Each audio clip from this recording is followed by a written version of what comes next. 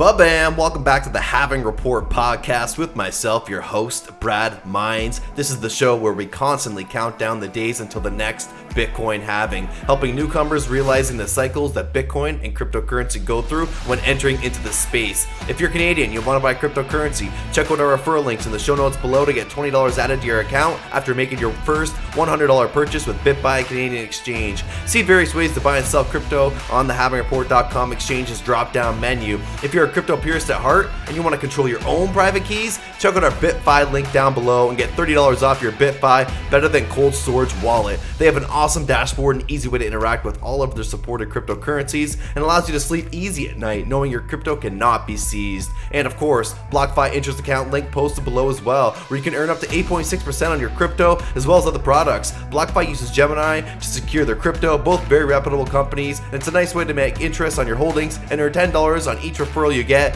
and a $10 bonus for signing up with my link below. Let's get to the show with today's guest.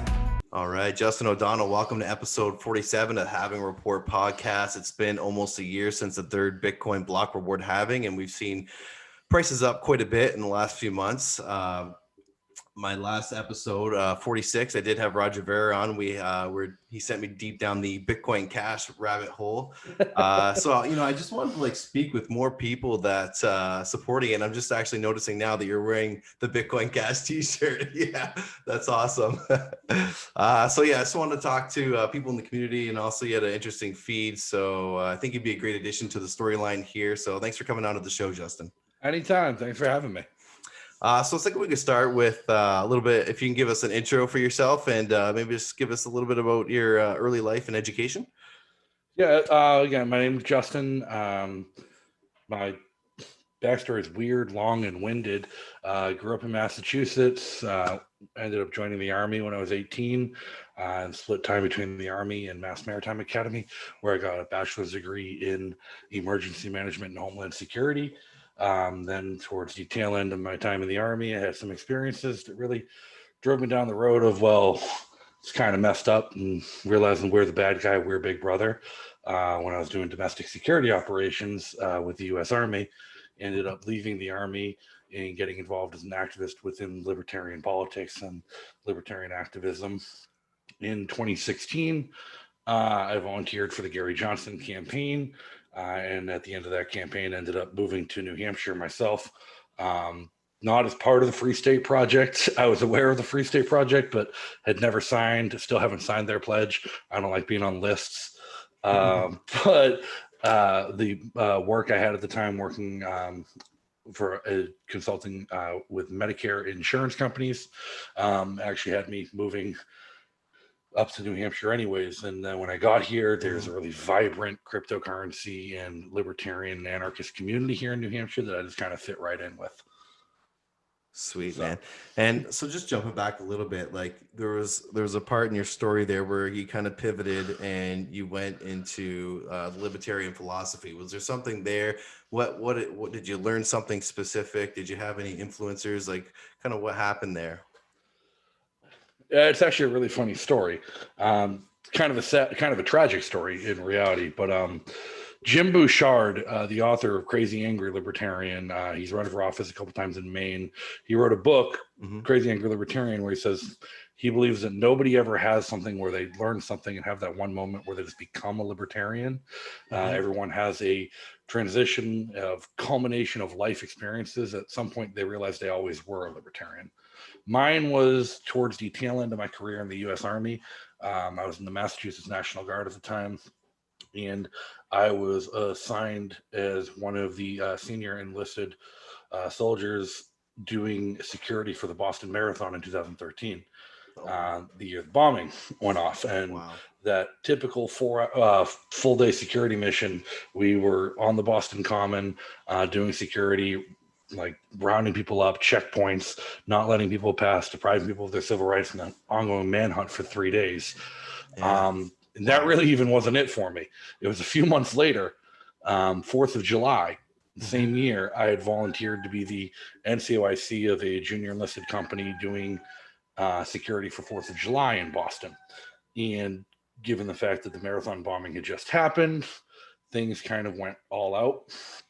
And we weren't taking any chances. We had mobile camera units. We had checkpoints every 200 feet on sidewalks. And at one point, I had a second lieutenant that was assigned to my unit, and I'm following him around, and me and him are going around making sure our guys are fed. And we're walking between two checkpoints near the Boston Esplanade, and somebody was sitting down on the sidewalk in a lawn chair just reading a book. And the lieutenant starts yelling at him, like, you got to move, you can't be here, you're blocking traffic, we're gonna have to take you into custody. And I just looked at him and I just started dying laughing. And my lieutenant looks at me, he's like, what's so funny? I'm like, he's reading 1984. And the lieutenant's like, so what? And then I had to spend the next 10 minutes explaining the plot of 1984 to this college-educated second lieutenant in the U.S. Army. Wow. And as I'm explaining to him, I'm coming to the realization as we're standing under a mobile camera unit. Yeah. I'm liaison with federal agents, dogs, Coast Guard, Army, FBI, DEA, ATF, Boston Police, Mass State Police, everywhere. I'm like, we're the bad guys. Yeah.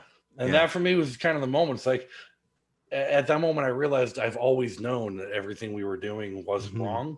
And that was when I resolved I wasn't re-enlisting. I was done with the military. I was moving forward, and kind of from that day, I've been fully involved in as a libertarian activist, and kind of I work from time to time to support my activism, not the other way around.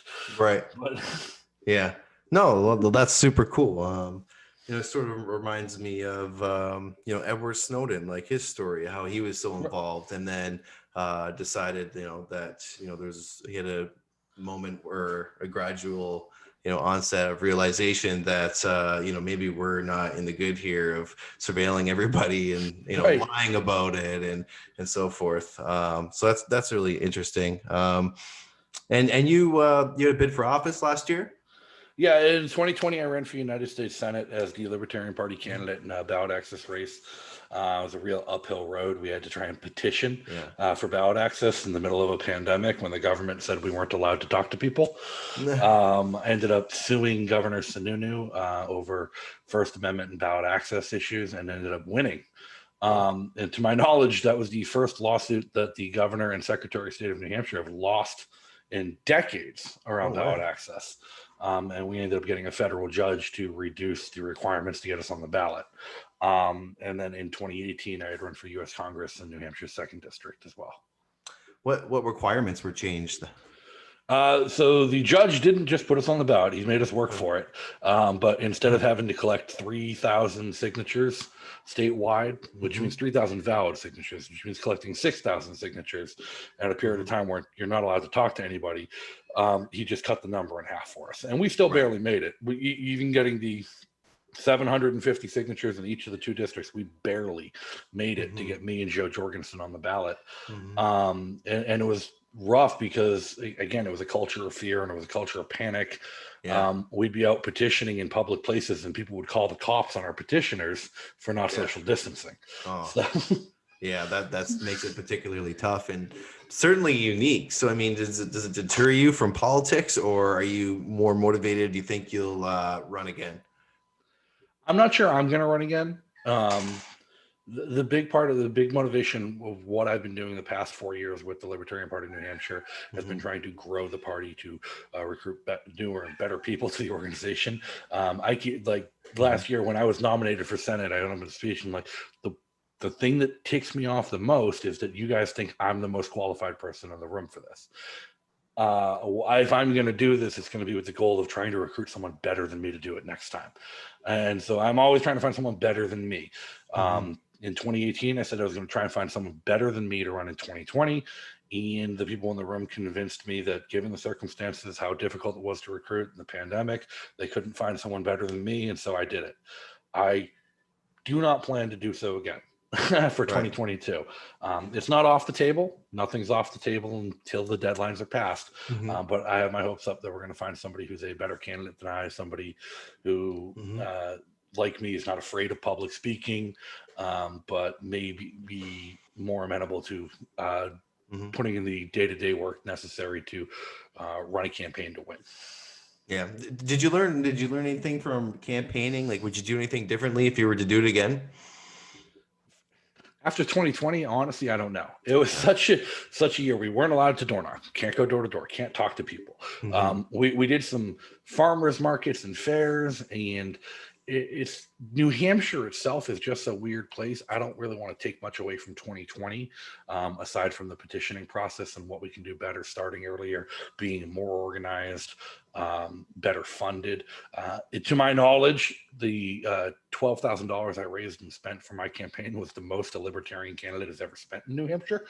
To me, that's abysmal, because about $4,000 of that was out of my own pocket. Yeah. And I would love to see that if we could have a candidate that could raise and spend $100,000 because they actually inspired people to believe that they could win. Now, just a little bit more politics before we start talking crypto. In light of the guilty verdict of Derek Chauvin there, just want to ask you, like, and just for your information, like I'm in Canada here, so maybe you don't have as great as insight, but like, how do you view policing in America? And, you know, what kind of reform do you see needing to be taking place, if any? Policing in America has been really... There's a great Battlestar Galactica quote from General Adama. The reason you separate the military and the police is because one is supposed to protect and serve the people, while the other is supposed to combat the enemies. When the military becomes the police, you're treating the people as the enemy. And we've really reached the point since the 1950s in this country where our police force is becoming more and more militarized. And I think I can say this with the privilege of being a veteran, but I think a lot of people disagree with me when I think one of the biggest problems we have in how we recruit, how we train, and how we regulate our police forces in this country is offering hiring preference to young veterans, to people coming back from war, to people who were brainwashed and recruited by public education to join the military at 18, before their brains were fully developed, before they really formed a sense of right and wrong, be put through basic training and sent off to combat, and then put them from a combat deployment right into policing the streets of America with no real further training. And I think we have seen an abundance of overactivity, overaction, over policing, where police do take immediate escalation of all circumstances out of fear for their own lives, because we have a training issue, we have a policy issue where we are no longer protecting and serving, but we are policing. And I think we need to get back more towards a mentality and a belief that police in this country should be there to protect and serve the people rather than to enforce laws, generate revenue, and police immoral behavior. Now, when it comes to the pandemic, obviously this is a unique situation for everybody, and tough to give any sort of commentary on it. And there's always someone that disagrees with everything you say. But in terms of lockdown, then would you be anti-lockdown and mandated lockdowns and mandated masks as a libertarian? The word mandate should never be used in a sentence spoken by a government official. The moment a government official says the word mandate, it's wrong. I don't care what else is in the sentence. The word mandate makes it wrong, because you're depriving people of their freedom of choice and their bodily autonomy to make decisions and conduct their own risk assessments and make their own decisions based on the information available to them on how they want to live their lives. Now, if the government wants to issue recommendations, by all means, go ahead, do it. We waste enough money on the CDC to hire enough experts, let them say what they want to say. But people should have access to that information and should be able to make their own decisions about their own bodily autonomy based on the information available without the force of government behind them. Did you see in Ontario what they said, that they're increasing police powers to... Show me your papers. Yeah. Well, just make random stops for and showing what you're doing out in the boat. But thankfully, police services have come out and said they're not going to be. And it's something that blows my mind because for the past 2 weeks, the leading debate on social media and the Twitter sphere and and Facebook has been vaccine passports, and everybody opposed to vaccine passports seems to be on the same page. You're even getting leftist celebrities coming out and saying, finally clicking in their brand, like Russell Brand released a video a couple weeks ago on vaccine passports being the end of civil rights, and like phenomenal video. And then everyone who's on the other side of the aisle, they're not necessarily defending vaccine passports, but they're saying it's never going to happen. It's a conspiracy theory. That wouldn't happen. And all of a sudden, Canada's like, hold my beer. If it can happen in Canada, it can happen in the United States. To say that Canada has less freedom than the United States is asinine, because the most basic and fundamental freedom that people have should be freedom of movement and freedom of bodily autonomy. And when a government infringes upon its people's rights, they infringe upon all people's rights. And one thing I found interesting when I was watching you speak on a few different occasions there, that you find common ground with the left occasionally. I just want to ask you, what topics do you agree with on the left? I really hate the idea of labeling the left, the right, the center. The idea that there is a singular right-left paradigm of politics in this country is absurd.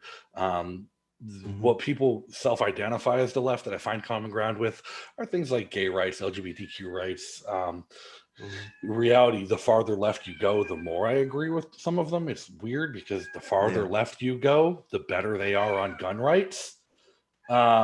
It's to the point where gun rights has become a communist issue because even the right wing is succumbing to regulation and control. And so it's more of an issue by issue, case by case basis where I find my alignment. I'll work with anybody to do good and nobody to do bad.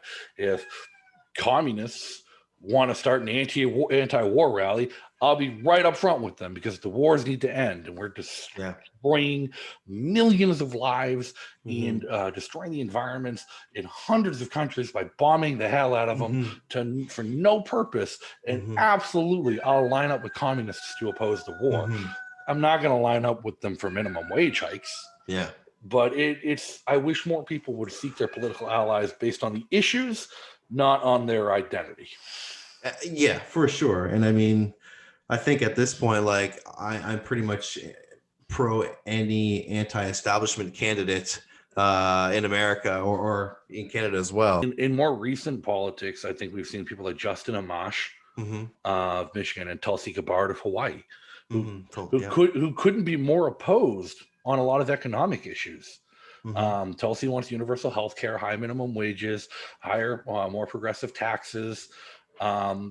Justin is a dyed-in-the-wool libertarian. He wants free market economy, no taxes, no government interference, free market healthcare, and voluntary employment contracts.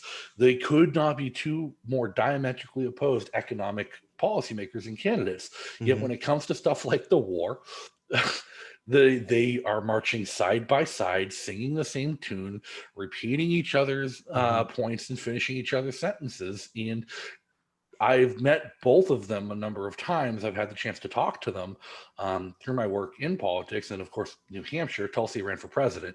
Everyone in New Hampshire gets to talk to people when they run for president. And I asked her on a number of occasions about her relationship with Justin Amash.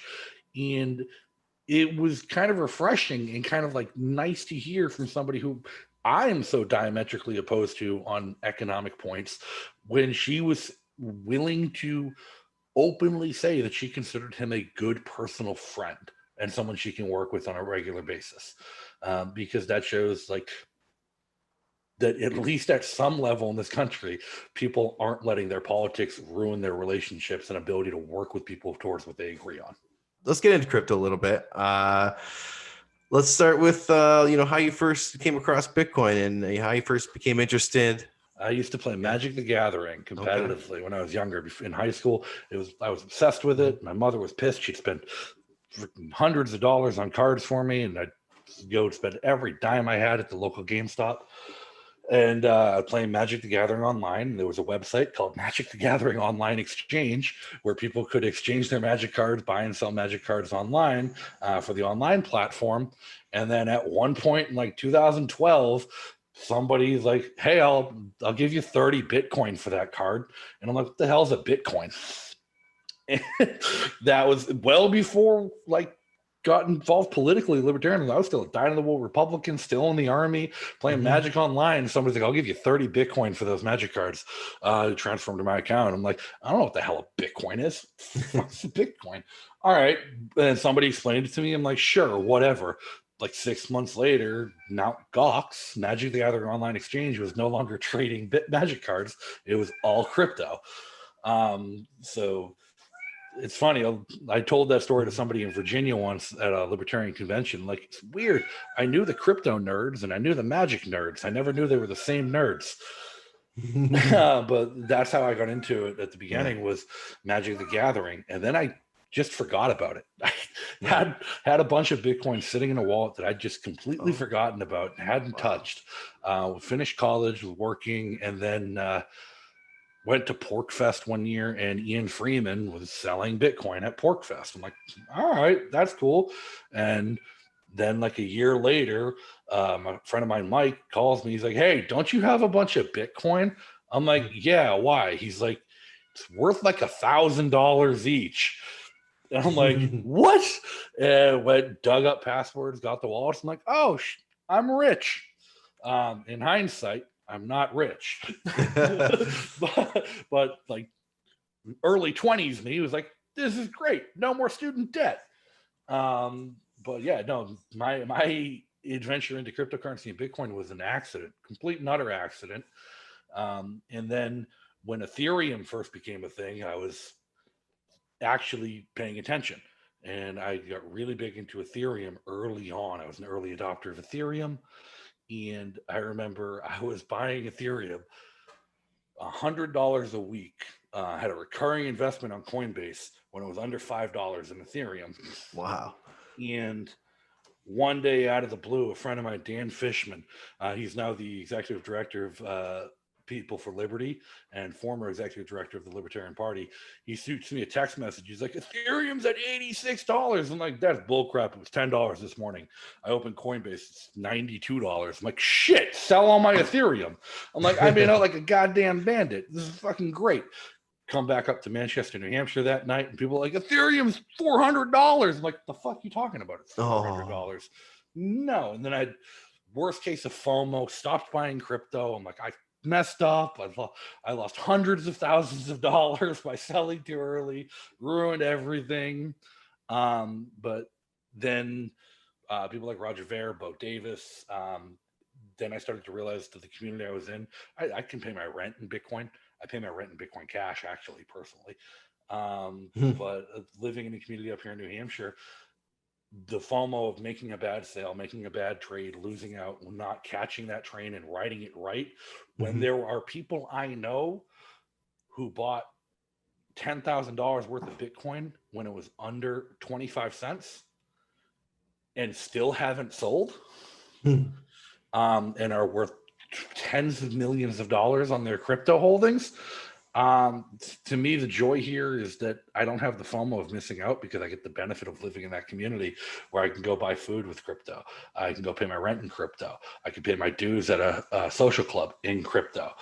I can be completely off the grid because I can actually spend crypto up here. I work for crypto. A lot of my side gigs I'm paid for in Bitcoin Cash. And I can then spend that Bitcoin Cash on things. I don't have to be banked, and I don't have to be attached to the dollar. So even though I might not be a Bitcoin billionaire, like I had every opportunity to be, I still count it as a win. Well, yeah, it's a huge win. And the beauty of Bitcoin and crypto is that, well, I mean, even Bitcoin has a 200% annual return, right? On average, something like that. If you could use it. The problem with anything, it's only as valuable as what you can spend. And that's the big problem with Bitcoin lately. And that's why I've been standing for Bitcoin Cash the past year, is because Bitcoin has become so unusable that I don't understand why it's worth what it is. Because Yeah. It's not good if you can't spend it. And if I can't spend it on dinner because my $30 bill includes a $70 transaction fee, then it's not worth anything to me. Right, right. So when did it happen where you decided that Bitcoin Cash was the better option for you? When it came down to, like, I had my Bitcoin Cash after the fork because I was holding a bag of Bitcoin when it forked. So I was originally in. But again, people in my community, it comes down to what's available, what can be used. And when it came to more like, I can buy a soda with Bitcoin Cash because the fee's less than a penny. I can buy dinner with Bitcoin Cash because the restaurant's willing to accept it and the fee's less than a penny. And I can use it for any denomination between a $5 meal and my $900 a month rent. I can pay in Bitcoin Cash without having to worry about fees eating up my savings. It was more Dash that started it all. Dash got really big with Joel Valenzuela. He lives on the seacoast in New Hampshire, and he was really pushing it locally, where Derek J. and Steven Zeiler of AnyPay had set up a lot of merchants in New Hampshire to accept crypto, and they were really pushing Dash over Bitcoin because of the fees issues. But then when Bitcoin Cash started, they had more utility, more visibility, more stability over the long run. People weren't worried about Bitcoin Cash fluctuating wildly and their net worth doubling or halving overnight because twinge in the market. It just kind of became a more steadily everyday daily use currency, to the point where, like I said, a sizable chunk of my monthly income comes to me in Bitcoin Cash now. Super cool. Now, there seems to be a pretty loud Bitcoin maximalism narrative out there, and they say that all altcoins trail to zero, priced in Bitcoin. Does that scare you at all? No. Here's the really big thing: the Bitcoin maximalists and Bitcoin cashers disagree on that. Most Bitcoin cashers recognize, but most Bitcoin maximalists can't understand or rationalize. We're targeting two different markets. Nobody in the crypto sphere is denying that Bitcoin is gold. Bitcoin is first. Bitcoin is most valuable. Bitcoin is a store of value. It's not a medium of exchange. You can't spend it, but you're banking on it to get you rich. It's an investment, long-term hedge against inflation and against the dollar. It's gold. Bitcoin is the gold standard of cryptocurrency. Bitcoin Cash is cash. It's a completely different market cap. It's a completely different target audience. Bitcoin Cash isn't targeting people who are looking to invest the money, make money, become rich by holding it. Bitcoin Cash is targeting people not just in the United States, but all over the world, who are using the technology and the availability and accessibility of it to unbank themselves, to get themselves out of the system, especially in South and Central America, where these countries with dictatorial regimes are experiencing inflation at unprecedented rates, and people's life savings are becoming worthless overnight. Bitcoin Cash is giving them a safe way to hold their life savings in a way that they can continue to spend it, continue to use it, where it's a functional, cash-based, peer-to-peer digital cash. I will go so far as to say that Bitcoin Cash is the real Bitcoin, because it's a peer-to-peer digital cash system, and the Bitcoin isn't that. And that's not a knock against Bitcoin. It's just a recognition of what Bitcoin has become. I hold Bitcoin. I still have Bitcoin. It's not for everyday use, and it's not for everybody. Bitcoin Cash is for everybody, and it's for everyday use. Just to play devil's advocate a little bit here, what about the argument that there's more competitors to Bitcoin Cash? Like, why not Digibyte as digital cash? Why not Monero or Litecoin? Why Bitcoin Cash, whereas Bitcoin has that status of longest chain and first mover advantage? Why not all of them? Yeah. The libertarian and the anarchist in me says, why not all of them? The ideal economic situation in this world is varying private competing currencies, not government diktat and government fiat. If we want to say that Bitcoin Cash is the only currency, then we're no better than the government.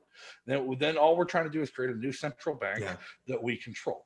No, again, I think Zcash is better than Monero for everything Monero advertises itself for. But Bitcoin Cash is on the road to having privacy features on par with Monero and Zcash in the near future in upcoming soft forks. These are things that are on the development roadmap for the Bitcoin Cash team. Ethereum is already running up against its roadblocks, but they're working to fix it. They serve different purposes. Again, Ethereum is more of like a contract ledger. It's a utility token and a contract ledger, not a cash system. Monero is for things you want to keep hidden, privacy. You have Monero, Zcash, and Dash for if you're working in the black and the gray markets and you really want to keep things off the books and not have things traced back, you use Monero, Zcash, or Dash. But I want to pay my rent, I'm using Bitcoin Cash. I want to buy a plane ticket, I'm using Litecoin over Bitcoin Cash because I can, because that's what they've chosen to accept. And at this point, like me, I want them all to see. I'm not an any coin maximalist. I think Bitcoin Cash is the most functional and usable at the moment. But that doesn't mean I don't think the future is a litany of competing viable currencies. How would you approach crypto regulation if it was up to you? Regulation is inherently a government agent using the word mandated. So I wouldn't touch it. That's something for the market to decide. If people want to invest in something, it's up to them to do their research on what they're investing in. It's not up to the government to tell you you're not allowed to do it. Is America working on a central bank digital currency like China? Oh no, we have no idea. What happened to Venezuela's cryptocurrency? They were supposed to launch that 2 years ago. Like Petro or something like that? Something nonsense. Tethered to the barrel of oil. It never happened. No. But people bought into it, right? Yeah. No. I'm not worried about the United States government creating a new crypto. Because right now crypto has become so prolific and so widely adopted. Again, we haven't seen anything close to mass adoption, but we've seen adoption wide enough that it can't be killed. Like crypto's here to stay in one form or another. If the United States government wants to get in on the game and compete in that market for cryptocurrency, by all means, go ahead. That's the point of a market, is for competition. Right now, mobile coin is something that I'm a bit skeptical on as far as how they're implementing, but it looks like it's going to be the next big transactional crypto because they're tying it straight to the Signal messaging app. Right. Okay. No, it's called mobile coin. Yeah, there's mobile coin that's being developed by Signal, and every Signal messenger app will act as a wallet that can hold mobile coin, and you can transfer it to other people through Signal.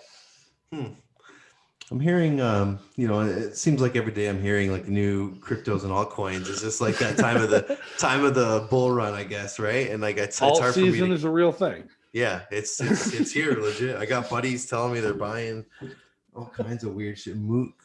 Safe Moon, that Helium is in the top 100. They're buying these miners for that Helium. I don't know if you've seen that one. For some reason, people are buying Dogecoin again. Dogecoin is like what, top 5 or something crazy? It's absurd. Dogecoin was never meant to be taken seriously. No, I know. It's a little nerve-wracking seeing all these things going on. I'm just trying to be safe. I'm using BlockFi now. I'm out of my purest ways and using interest accounts there. That's my one big warning I want to give to people who aren't like tied into the crypto community, who aren't already wrapped up in crypto. Stay the hell away from Dogecoin. Elon Musk is just going for a ride because he's the kind of guy who has more money than problems. And he thinks it's fun. Elon Musk is a guy who, before this Dogecoin, was adamant but he would never own cryptocurrency. He's held up as a hero of libertarians in the crypto community, but he's always been avidly anti-cryptocurrency. He created PayPal after the advent of Bitcoin. He was still involved in PayPal. But he's pumping Dogecoin, and Dogecoin is one of the only altcoins on the market that has zero utility, zero usability, zero acceptability, zero real trade volume. It's all paper volume on custodial exchanges like Robinhood and Ameritrade and Webull. Nobody's actually trading it in significant volume on unregulated exchanges like Binance or Kraken. And it's an intentionally inflationary coin that has no cap and no scarcity. Every time the price goes up, they mint new coins to make sure it's intentionally inflationary. And this bull run right now, I think we're going to see people lose their shirts on it, because the inevitable correction that's going to happen after this run is going to be Dogecoin back to sub-penny prices, because that's where it belongs. Yeah.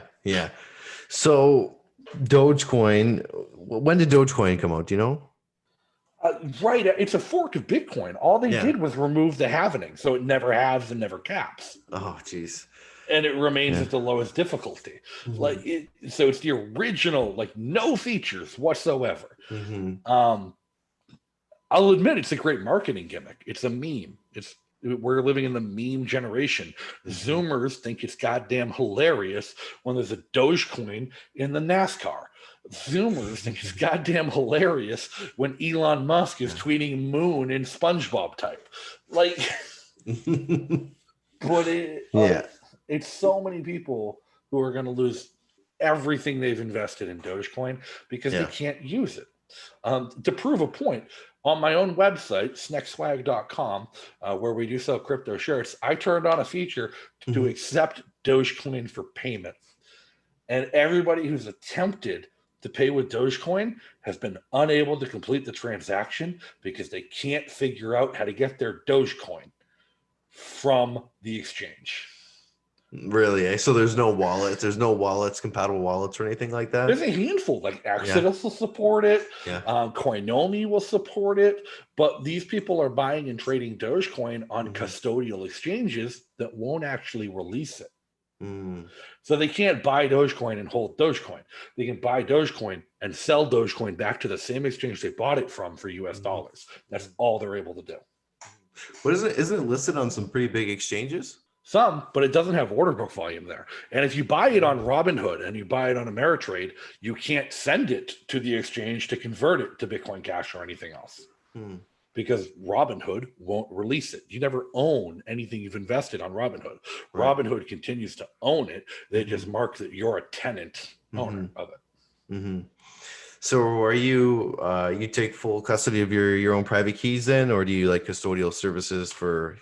I despise custodial services. Despise, if you don't control your private keys, you don't own cryptocurrency. If somebody else controls your private keys, they own your cryptocurrency, not you. Does crypto need the reliable custodial services to thrive? The custodial services are the things crypto was designed to get rid of. Visa, MasterCard, TD Bank, American Express, all of the financial intermediaries that act as a custodian of your money and authorize transactions and facilitate transactions on your behalf are what Bitcoin was originally created to combat against. Centralized intermediary banking. That's why it was a peer-to-peer digital cash system to cut out the middlemen, because the middlemen charging a fee do nothing to benefit the people. So what type of storage devices do you like or do you recommend for new users that you talk to? New users, you can look at a litany of different mobile wallets that are really good. Edge mobile wallet's phenomenal for your typical new user, because Edge does have a password sign-on, so you can create an account with Edge. You can download and store your private keys locally, but you can recover your private keys with a username and password through Edge. And restore a wallet to a different device if you lose the device. Coinomi is a very popular one, but Coinomi doesn't support payments. So if you're dealing with retailers in your area that actually utilize a POS system like AnyPay to accept cryptocurrency in exchange for goods and services, then Coinomi wallets will not actually be compatible with their payment processors. I use the Bitcoin.com wallet for Bitcoin and Bitcoin Cash on my mobile device. Roger Ver runs Bitcoin.com. It's an incredibly rich wallet full of rich features. You have access to your private keys as well as biometric locking on the mobile device. It does only support Bitcoin and Bitcoin Cash, but it does support any SLP token or simple ledger protocol tokens on the Bitcoin Cash blockchain as well. And for my desktop wallet, I use the Exodus desktop wallet. The Exodus also just released a mobile wallet as well. I haven't tried it out yet, so I won't make a recommendation on it, but their desktop wallet is fantastic. And as always, your hardware storage, everybody should get a ledger. Do you have any favorite crypto influencers? Or people you like to learn from, like you don't have to label them as an influencer, or people in the space. People in the space, again, it's weird because it's a local space for me. Like some people talk about, like, oh, I saw Roger Ver talking on things, like I had on the Halving report. Like, oh, I saw him in Mexico.